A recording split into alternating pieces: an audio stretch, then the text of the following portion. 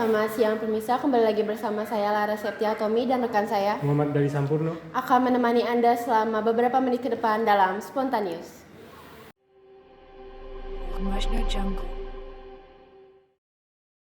Berita pertama kita awali dengan dugaan penyelewengan dana sumbangan pembinaan pendidikan atau SPP yang dilakukan oleh salah satu oknum di Universitas Mahakarya Depok.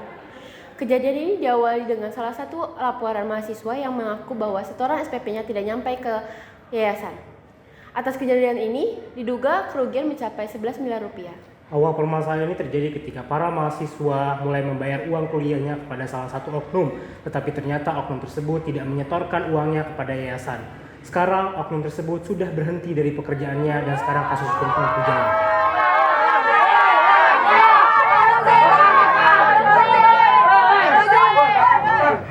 Ya, untuk informasi lebih lengkapnya sudah bergabung bersama kami juru kameramen Ignatius Riko dan reporter Chandra Wiratama Udayana di depan gedung KPK.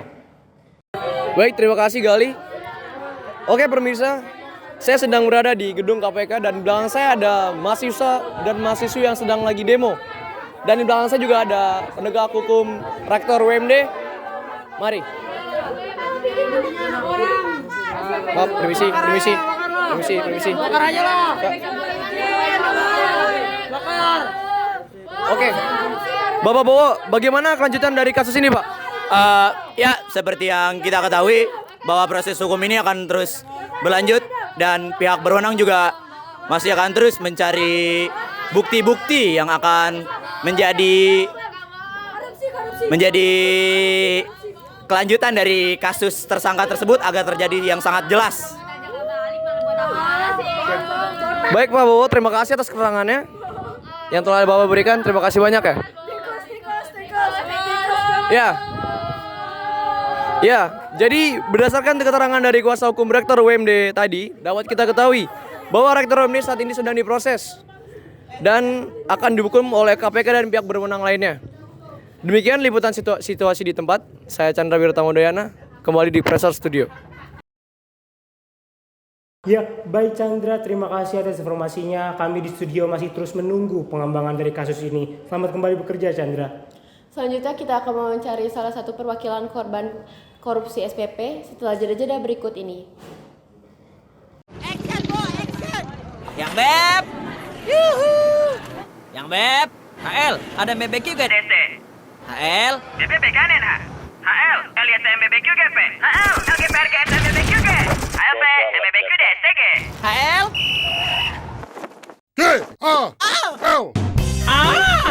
Ngapain nelpon singkat-singkat? Ganti ke Axis Gaul sekarang. Gratis nelpon ke semua Axis sampai jam 5 sore. Kirim itu!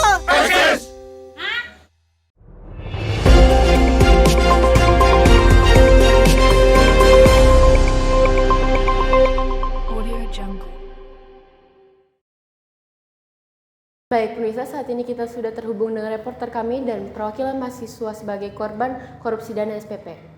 Halo Chandra, bagaimana keadaan di sana? Baik, terima kasih Laras. Saat ini kami sudah bersama perwakilan korban korupsi SPP UMD. Selamat siang Saudari NA. Selamat siang. Baik, jadi bagaimana Anda dan teman-teman mahasiswa dan mahasiswi akhirnya mengetahui bahwa adanya tindak korupsi SPP yang dilakukan oleh Rektor Universitas Mahakarya Depok? Ya wajar aja kalau misalnya kita itu menduga bahwa ada keterlibatan pihak lain di dalam kasus ini. Karena kasus ini itu benar-benar berjalan mulus dan tidak mencurigakan sama sekali bagi para mahasiswa yang menjadi korban gitu. Jadi kita yang udah mengikuti ujian dari 2018 sampai menyelesaikan skripsi 2021. Dan seharusnya kalau misalnya ada biaya yang belum lunas itu biasanya ada informasi dari dalam website tersebut kan. Jadi saat kita membuka website tersebut itu kaget karena pembayaran yang seharusnya sudah lunas tetapi pihak manajemen itu bilang kalau misalnya masih ada tunggakan dan mereka itu menyita ijazah kami dan kami harus melunaskan biaya tunggakan tersebut sampai baru dikembalikan ijazah kami begitu. Jadi mereka yang masih menjadi mahasiswa saat ini tidak bisa mengikuti ujian karena tunggakan tersebut gitu. Jadi kami berharap pihak korupsi ini diproses lebih lanjut. Baik, terima kasih Saudari NA. Baik, selanjutnya apakah selama rentan waktu 4 tahun itu tidak ada mahasiswa yang melakukan protes terkait penyelewengan dana? Iya, untuk protes sendiri itu para mahasiswa masih takut-takut dikarenakan adanya tekanan dari para rektor yang ada di kampus. Jadi mereka masih cari aman karena masalah ini kan cukup serius ya. Jadi mereka tuh masih cari aman, masih mau mengeluarkan uangnya 2 kali lipat untuk membayar semua keperluan yang ada di kampus gitu. Baik, terima kasih. Lalu apakah ada harapan bagi penegak hukum terkait kasus ini? Harapannya untuk para Kapolda Depok supaya cepat-cepat bisa dibilang tuh cepat-cepat menyelesaikan kasus ini, karena ini kan penyelenggara untuk uang kuliah para mahasiswa yang ada di kampus ini. Jadi dimohon sekali cepat untuk menyelesaikan kasus ini dengan baik dan benar, dan jangan lupa untuk dikembalikan uang-uang yang seharusnya ada untuk kita. Baik, terima kasih Saudari NA dan Saudari KI. Kami harap pihak kepolisian dan KPK dapat mengusut tuntas kasus ini. Baik, kami kembalikan ke studio. Laras, terima kasih. Ya, baik pemirsa, selanjutnya kami akan mewawancarai salah satu perwakilan dari Koordinasi Masyarakat Anti Korupsi Indonesia untuk meminta tanggapannya atas dugaan kasus korupsi yang terjadi di Universitas Mahakarya Depok setelah jeda-jeda yang berikut ini.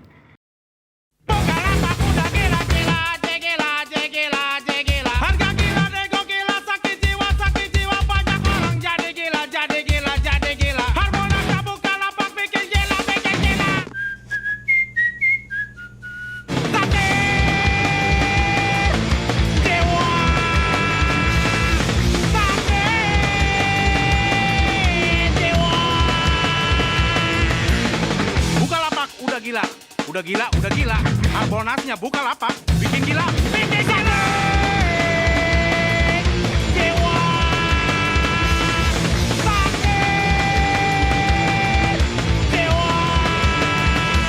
Yeay, login dan pilih barangnya. Klik tombol nego dan masukin harga negomu.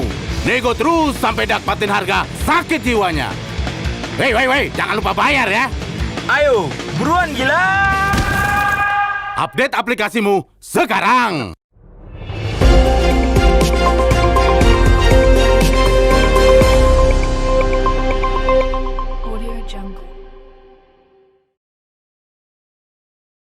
Ya baik pemirsa, untuk penjelasan lebih dalamnya sudah bergabung bersama kami di studio Spontaneous perwakilan koordinator dari Lembaga Masyarakat Anti Korupsi Indonesia, Ibu Arina Manisikana. Selamat siang Ibu Arina. Selamat siang Mas Gali, selamat siang Mbak Laras. Ya, baik Ibu Arina. Kasus korupsi yang terjadi yang diakibatkan oleh penyelewengan dana SPP yang diduga dilakukan oleh salah satu oknum di Universitas Mahakarya Depok. Bagaimana tanggapan Anda Ibu Arina? Baik, kalau kita membicarakan konteks korupsi, memang tidak mungkin hanya dilakukan seorang diri. Pasti ini melibatkan banyak orang, segelintir orang atau sekelompok orang yang memang mereka memiliki kepentingannya sendiri dalam melakukan korupsi ini. Seperti yang kita ketahui, dana penyelewengan SPP atau dalam kasus ini mencapai 11 miliar rupiah, yang dimana ini bukan jumlah yang sedikit. Ini pasti menyebabkan dampak yang sangat luas kepada para mahasiswa, baik mahasiswa yang masih aktif maupun mahasiswa yang sudah lulus, yaitu yang mereka tidak mendapatkan ijazah sesuai yang harusnya mereka dapatkan. Baik Ibu Arina, Anda sebut bahwa kasus ini belum sepenuhnya selesai. Lalu apa saja indikator yang menjadi munculnya beberapa nama menjadi terduga dalam kasus ini? Baik, dapat kita duga bahwa ada dalang aktor di balik kasus ini. Seperti yang sudah saya sebutkan, dana kerugian mencapai 11 miliar rupiah, yang dimana ini bukan sedikit. Dan menjadi sebuah pertanyaan begitu, bagaimana dana sebesar itu yang dibayarkan oleh para mahasiswa tidak sampai kepada yayasan. Dan yayasan pun tidak curiga mengapa dana tersebut tidak sampai. Sehingga ya bisa kita curigai ada banyak keterlibatan di sini. Sehingga KPK harus mengusut tuntas kasus ini sampai akar-akarnya. Ya, baik Bu. Perencanaan dan pelaksanaan ke depannya tentunya harus dilakukan secara terang-benderang. Tapi berdasarkan fakta yang ada, pada bahwasannya KPK baru menetapkan 1 orang sebagai tersangka. Dari sudut pandang Anda sebagai seorang ahli di bidang ini, apa tanggapan Anda yang seharusnya dilakukan oleh KPK untuk langkah ke depannya? Pertama, saya mengharapkan adanya ketegasan dalam penyelidikan dan pernyataan yang dilakukan oleh KPK. Dan ya seperti yang kalau saya lihat ya, KPK saat ini tuh bukan seperti biasanya. Kalau saya lihat yang dulu-dulu mereka tuh melakukan penyelidikan dengan mendatangi orang-orang yang dirasa mempunyai informasi-informasi yang dapat membantu kasus ini. Sehingga kalau kasus ini saya lihat rasanya tuh mereka ambigu gitu. Mereka tidak menunjukkan posisi mereka sebagai Komisi Pemberantasan Korupsi yang seharusnya. Yang kedua, KPK bisa mengundang atau menggandeng LPSK, yaitu Lembaga Perlindungan Saksi dan Korban, untuk memberikan rasa aman kepada para saksi dan korban ketika mereka akan memberikan pernyataan atau keterangan yang akan membantu KPK itu sendiri. Sehingga ada orang-orang yang mungkin bisa ikut terseret dalam pertanggungjawaban kasus ini. Baik Ibu Arina, Anda tadi menyebutkan bahwa ini bukan tipikal KPK yang sedang aktif. Lantas mengapa KPK bisa menjadi seperti ini? Baik, Laras. Pertama, seperti yang sudah banyak diperbincangkan oleh dunia, adanya revisi undang-undang yang seperti melemahkan KPK. Jadi, apapun yang KPK lakukan sekarang, rasanya itu seperti tidak seleluasa dulu. Berikutnya, adanya tes wawasan kebangsaan yang seperti melemahkan KPK dari dalam.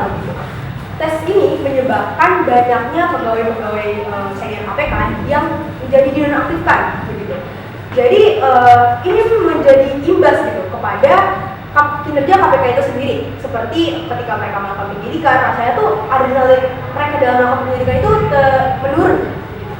Ya, seperti yang tadi sudah diungkapkan oleh Ibu Arina Manasikana selaku sebagai koordinator dari Masyarakat Anti Korupsi Indonesia, dijelaskan pada bahwasannya Ibu menganggap pada bahwasannya KPK belum bisa melakukan kerjanya secara maksimal.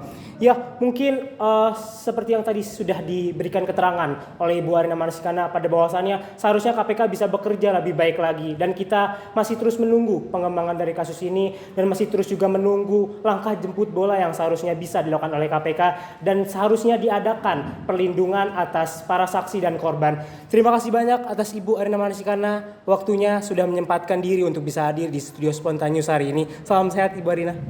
Salam sehat. Baik, pemirsa, wawancara tadi sekaligus menutup berita hari ini. Sebagaimana yang telah disebutkan bahwa kerugian akibat korupsi dana SPP ini mencapai miliaran rupiah. Selain itu juga ijazah para mahasiswa ditunda. Ya, kami berharap Kapolda bisa menindak tegas kasus ini berdasarkan pasal dan undang-undang yang berlaku. Saya Muhammad Gali Sampurno. Dan saya Lara Septiatomi dan segenap redaksi yang bertugas pamit undur diri. Salam Spontaneous.